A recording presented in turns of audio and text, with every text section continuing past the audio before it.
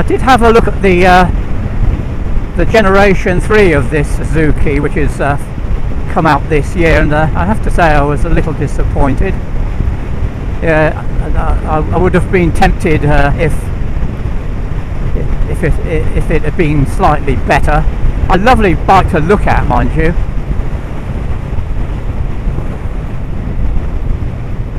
Beautiful lines. You either like these things or you don't, and I do. For example, I hate the look of the Kawasaki's. That they look like those sort of robot things. Horrible. Well, horrible to me.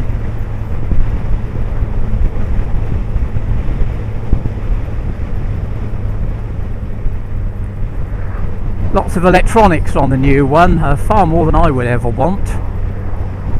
All sorts of adjustments and things. But they've kept the same engine, and in order to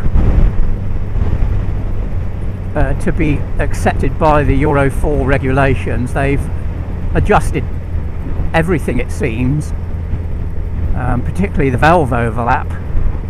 And they say they've improved the mid-range, and it's actually quicker than this one, up to 200 kilometers was one of the things they said. Apparently this will go to 0 to 200 kilometers in 7.1 seconds, and the new one does it in 7. So don't think I'm too bothered about that, really. Anyway, let's open her up round this bend.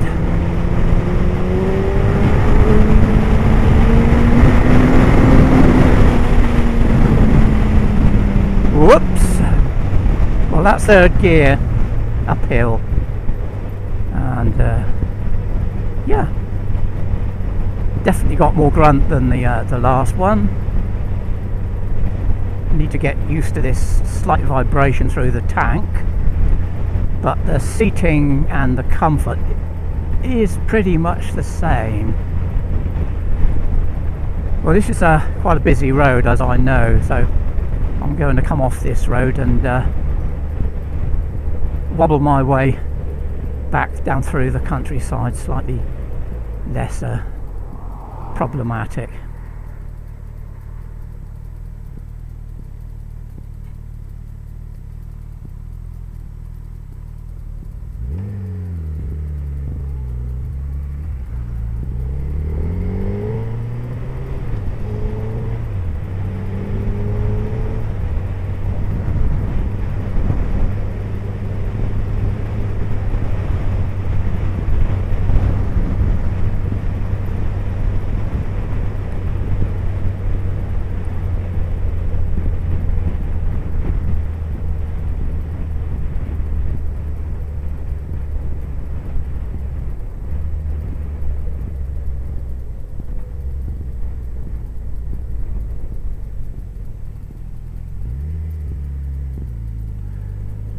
George.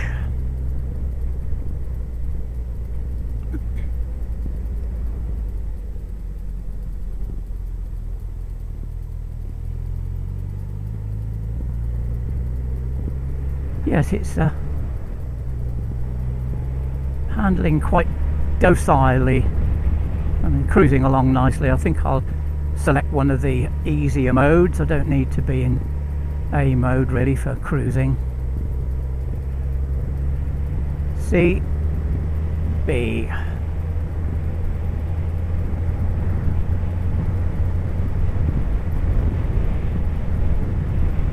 Okay, so we're in the C mode now, which seems doesn't make a great deal of difference to the cruising. It's still smooth, and it's just that when you snap the throttle open, it just doesn't react quite as violently, which is really good. So thumbs up for that piece of electronics. This will be really nice for the kind of, most of my motorcycling is this sort of thing. I don't really race about. I just like bikes of all sizes and kinds, it's just nice to be able to have one of each kind, really. Although I don't have an adventure bike, I do have a Triumph Cub 1965, which doesn't really come to the adventure bike category. I'm not too keen on some of the bigger adventure bikes. They just don't suit me. I know they're very popular, but not with me. For one thing, I'm a short ass, and they have very, very tall saddles. And the other thing is I don't really like very heavy bikes on iffy roads.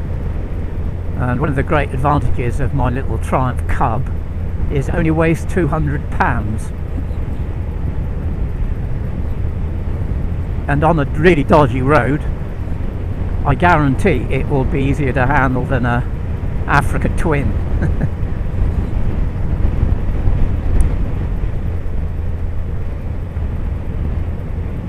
I mean, I had a look at an Africa Twin the other day, not only out of interest, because they've raised it from 1 litre to 1.1 in order to comply with Euro 4. Apparently that's what they do.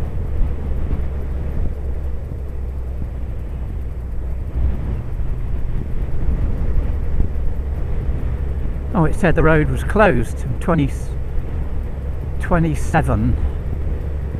Oh well, we'll find out. If the road's closed, we'll turn round. Yes, this C mode is excellent. 6th gear, 45 miles an hour, 2,500 revs. Yeah, it's got plenty of pull, but without the violence. You certainly do notice the extra horsepower compared to the Generation 1. And of course on the Generation 3 they've actually decreased the horsepower and the torque. They've increased the size of the plenum chamber into the injectors, thereby reducing the fuel tank size by 1 litre. But the killer is that they have decreased the miles per gallon quite substantially, about 10. Ooh, there's a can, by about 10%. So you're not getting anything like the economy you get from this, and you have a smaller fuel tank. So if you're going any distance, slight disadvantage. And I found with the Generation 1 that I could quite easily do 200 miles before the orange light would come on a cruise, and including the motorway cruise, incidentally. This one is supposed to be slightly more economical than that, but of course we won't know.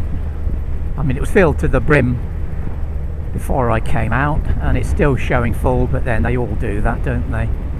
They stay full for about 50 miles and then all of a sudden it drops like a stone. Same thing with the cars.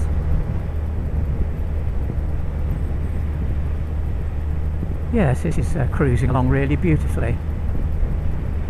Just ideal for my sort of the way I feel. I tend to cruise along fairly slowly. Funny thing is, I don't really drive any faster on any of the other bikes than I do on my Honda 90. I cruise on the Honda 90 generally at about 40, and it says here I'm doing 42.3, which is probably a bit fast. I guess it's doing about 40, which is just nice on a road like this. The only snag with long cruises on this kind of road is that the wind blast doesn't take the weight off your body. So you know you're using your arms to keep your body weight up, which decreases after about 60 miles an hour. If I knew the road better, I'd try and do a go a little bit faster because I would like to just feel the handling characteristics, which I haven't done yet. It certainly feels quite comfy, and I think the adjustments I made to soften it slightly have worked beautifully.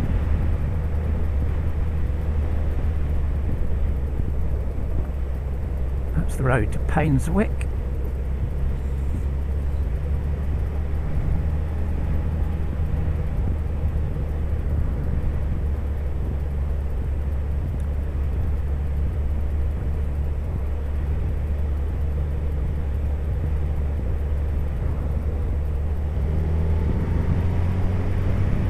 Slightly wider road now. Still in 6th. Feels as though it would pull 7th quite easily. Okay, we're in Slad now, which is a little village where Laurie Lee, who was quite a well-known author, lived. He wrote Cider with Rosie, and if you're my age, you'll have remembered reading that book for your O-level. A charming book, actually, all about this valley and what they got up to just after the Second World War. He's up in that churchyard to my right. That's his resting place. And you could come out if you want, mate. I'm only going slow. Yes, he lived here all his life. Well, he came back to it, let's say, and had a substantial home down in the valley, quite close to where his original rented house was, or at least where his mother rented a house, just down in the valley beneath this pub, the Woolpack. Of course, this road has always been slightly tricky from the point of view of traffic. It wasn't in his day. It was horse and carts and very early motor vehicles back when he was a child.